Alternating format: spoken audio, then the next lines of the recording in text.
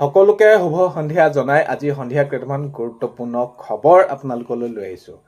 আজি হৈছে 16 এপ্ৰিল। আজি সন্ধিয়া খবৰকেইটা আপোনালোকে শেষলৈকে চাই আপোনালোকৰ মন্তব্য কমেণ্টৰ জৰিয়তে জনাবলৈ নাপাহৰিব।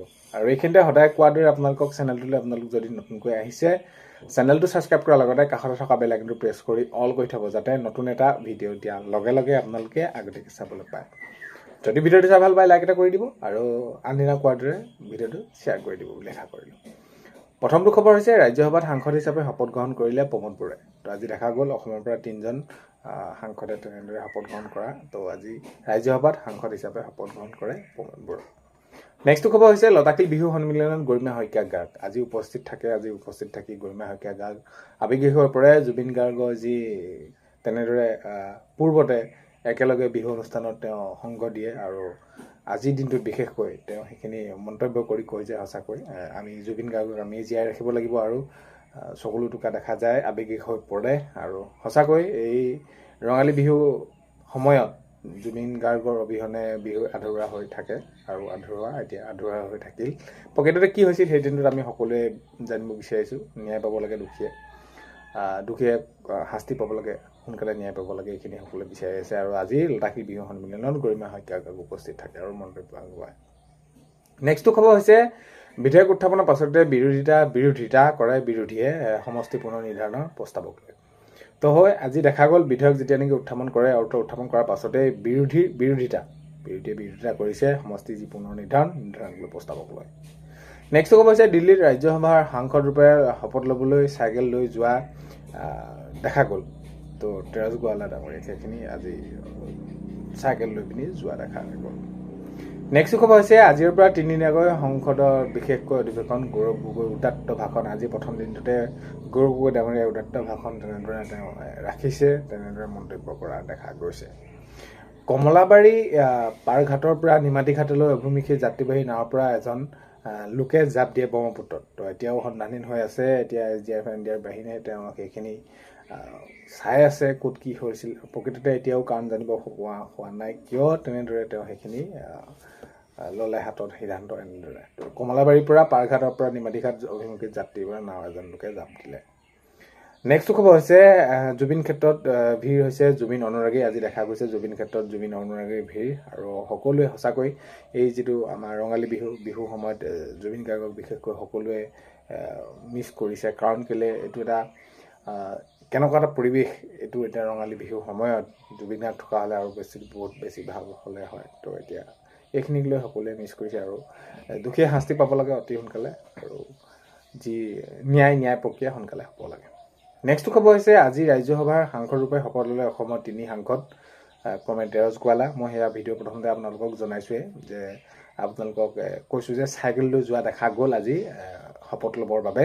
তো আজি ৰাজ্যসভাৰ সাংসদ ৰূপে শপত ল'লে অসমৰ 3 সাংসদ ক্ৰমে হৈছে তেৰজ গোৱালা, যোগেন মহন আৰু প্ৰমোদ বৰাই। তো তেওঁলোকে শপত গ্ৰহণ কৰা দেখা যায়। নেক্সটটো খবৰ হৈছে ভাগি পৰিল গাই নৈৰ বুকুত নিৰ্মীয়মান দ্বিতীয়খন দলঙৰ গিৰিদাৰ। তো এতিয়া দ্বিতীয়বাৰৰ বাবে ভাগি পৰা দেখা গ'ল। ইমান কোটি কোটি টকা ব্যয়েৰে তেওঁলোকে সেইখিনি সম্পূৰ্ণৰূপে কাম কাজখিনি আগবাঢ়ি নিয়াই আছিল আৰু কিয় এনেকুৱা সময়ত তেওঁলোকৰ দ্বিতীয়বাৰৰ বাবে আকৌ ভাগি পৰিল সেইটো এটা ডাঙৰ প্ৰশ্নবোধক হৈ পৰিছে। তো এতিয়া দেখা গ'ল ধেমাজিত ভাগি পৰিল গাই নৈৰ বুকুত নিৰ্মীয়মান দ্বিতীয়খন দলঙৰ গিৰিদাৰ। নেক্সটটো খবৰ হৈছে সাংসদ হিচাপে বড়ো ভাষাত শপত গ্ৰহণ কৰি প্ৰমোদ বৰায়ে সংবোধন কৰিছে আৰু কৈছে যে তেওঁ বড়োসকলৰ বাবে বহুতখিনি কাম কৰিব লগা আছে আৰু আগন্তুক সময়ত কেনেদৰে কাম কৰিব বা এই সকলোখিনি বিষয় তেওঁ ক'ৰ পৰা আহিছিলে, প্ৰকৃততে ৰাজনীতিলৈ কেনেকৈ আহিলে, এই সকলোখিনি বিষয়ে তেওঁ সেইখিনি মন্তব্য কৰিছে দেখা গ'ল। তো সাংসদ ৰূপে বড়ো ভাষাত যেতিয়া শপত গ্ৰহণ কৰিলে তাৰপিছতে সংবাদ মেলৰ সম্বোধন কৰা দেখা গৈছে।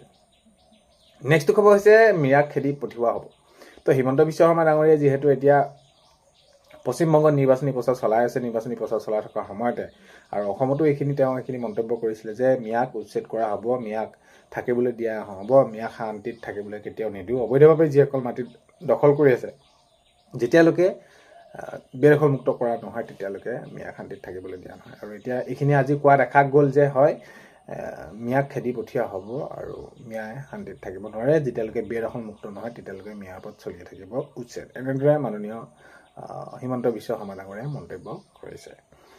নেক্সট খবৰ হৈছে বাংলাদেশী মুছলমানে অসম আৰু পশ্চিমবংগক একেবাৰে খাই পেলাব। এতিয়া হিমন্ত বিশ্ব শৰ্মা ডাঙৰীয়াই কৈছে যে যিসকল বাংলাদেশী মুছলমান তেওঁলোকে এনেকুৱা এটা হাৰত বৃদ্ধি পাইছে আৰু তেওঁলোকে কি কৰিব, আমাৰ অসম হওক বা আমাৰ পশ্চিমবংগক একেবাৰে শেষ কৰি পেলাব। তেওঁলোকৰ যি যেনেকুৱা ধৰণৰ চিন্তাধাৰা বা তেওঁলোকে যিখিনি কাৰ্য কৰে এইখিনিক লৈ হিমন্ত বিশ্ব শৰ্মা ডাঙৰীয়াই মন্তব্য কৰিছে যে বাংলাদেশী মুছলমানে অৰ্থাৎ মিয়াসকলে অসম আৰু পশ্চিমবংগক একেবাৰে খাই পেলাব। তেওঁলোকে অবৈধভাৱে ক'ৰবাত মাটি দখল কৰিছে আৰু তেওঁলোকে থিতাপি লৈছে আৰু কামবোৰ তেওঁলোকৰ দেখিলে চকু কপালত উঠা কাম। তেনেদৰে মন্তব্য কৰিছে হিমন্ত বিশ্ব শৰ্মা ডাঙৰীয়াই আৰু তেওঁলোকক লৈ আমি অসমত কিদৰে কাম কৰিছোঁ সকলোৱে দেখি আছে আৰু আগন্তুক সময়তো উচ্ছেদ চলিবই। যেতিয়ালৈকে বেদখলমুক্ত কৰিব পৰা নাযায় এটা এটা মিয়া খেদি পঠিওৱা হ'ব বুলি এনেদৰে হিমন্ত বিশ্ব শৰ্মা ডাঙৰীয়াই মন্তব্য কৰিছে। নেক্সট খবৰ হৈছে যি বিবাহৰ ক্ষেত্ৰত হিমন্ত বিশ্ব শৰ্মা ডাঙৰীয়াই মিয়া প্ৰসংগ যেতিয়া নেকি উল্লেখ হৈছে এইখিনি মন্তব্য কৰিছে যে মিয়াই কিমান বিয়া পাতে তাৰ কোনো হিচাপ নাই। হিমন্ত বিশ্ব শৰ্মা ডাঙৰীয়াই মন্তব্য কৰিছে যে এই বিবাহৰ ওপৰত অতি সোনকালে এইখিনি ব্যৱস্থা গ্ৰহণ কৰা হ'ব আৰু এনেধৰণৰ যদি আমি ব্যৱস্থা গ্ৰহণ নকৰোঁ তেনেহ'লে আগন্তুক সময়ত আৰু বহুত বেছি ভয়ংকৰ হ'বলৈ গৈ আছে অসম বা পশ্চিমবংগ। এনেদৰে নিৰ্বাচনী প্ৰচাৰ চলাই হিমন্ত বিশ্ব শৰ্মা ডাঙৰীয়াই এনেদৰে পশ্চিমবংগত এই ভাষণ দিয়া দেখা যায়। নেক্সট খবৰ হৈছে ৰংপুৰীয়া নাচনীৰ গিৰিপনীত কপিল ৰংঘৰ বাকৰি। এতিয়া যিহেতু হেঁপাহৰ ৰঙালী বিহু এতিয়া এইখিনি উদযাপন কৰি আছে ৰাজ্যৰ চৌদিশে, তো এতিয়া তাৰ সমান্তৰালকৈ ৰাজ্যৰ কিছু ঠাইৰ সমান্তৰালকৈ যি শিৱসাগৰ ৰংঘৰত ৰংপুৰীয়া নাচনী গিৰিপনীত কপিল ৰংঘৰ বাকৰি। চাৰিওফালে কেৱল উখল মাখল আৰু এতিয়া কেৱল মাত্ৰ চাৰিওফালে ঢোল আৰু পেপাৰ মাত দেখা গৈছে। নেক্সট খবৰ হৈছে PMI ঘৰৰ বাবে যদি আপোনালোকে জিঅ'টেক কৰিছিলে বা আপোনালোকৰ যদি লিষ্টত নাম আহিছিল তেনেহ'লে বহুত বেছি ভাল খবৰ আপোনালোকৰ বাবে। অতি সোনকালে আপোনালোকে চৰকাৰী ঘৰ পাবলৈ গৈ আছে। হিমন্ত বিশ্ব শৰ্মা ডাঙৰীয়াই মন্তব্য কৰিছে যে আগন্তুক সময়ত প্ৰায় লাখ লাখ পৰিয়ালক এতিয়া এইখিনি চৰকাৰী ঘৰ দিবলৈ গৈ আছে। আগন্তুক সময়ত সেইখিনি তেওঁলোকক কেন্দ্ৰীয় চৰকাৰৰ পৰা আমন্ত্ৰণ পাব আৰু যিসকল দুখীয়া দৰিদ্ৰ সীমাৰেখাৰ তলৰ ব্যক্তি যিসকলে তেনেদৰে জিঅ'টেক কৰিছিলে তেওঁলোকৰ লিষ্টত নাম আহিছিলে অতি সোনকালে তেওঁলোকে সেইখিনি কি পাবলৈ গৈ আছে, চৰকাৰী ঘৰ পাবলৈ গৈ আছে আৰু আগন্তুক সময়ত তেনেদৰে লিষ্ট প্ৰকাশ পাব আৰু যেতিয়া চৰকাৰ গঠন হ'ব তাৰ পিছৰ পৰ্যায়ৰ পৰা আপোনালোকে চৰকাৰী ঘৰ পাবলৈ সক্ষম হ'ব। নেক্সট খবৰ হৈছে ধৰ্মৰ আধাৰত সংৰক্ষণ দিয়াটো সংবিধান বিৰোধী। অমিত শ্বাহ ডাঙৰীয়াই মন্তব্য কৰিছে। অমিত শ্বাহ ডাঙৰীয়াই মন্তব্য কৰি কৈছে যে ধৰ্মৰ আধাৰত সংৰক্ষণ দিয়াটো সংবিধান বিৰোধী বুলি কৈছে। যি আসন সংৰক্ষণক লৈ তো এনেদৰে মন্তব্য কৰিছে অমিত শ্বাহ ডাঙৰীয়াই।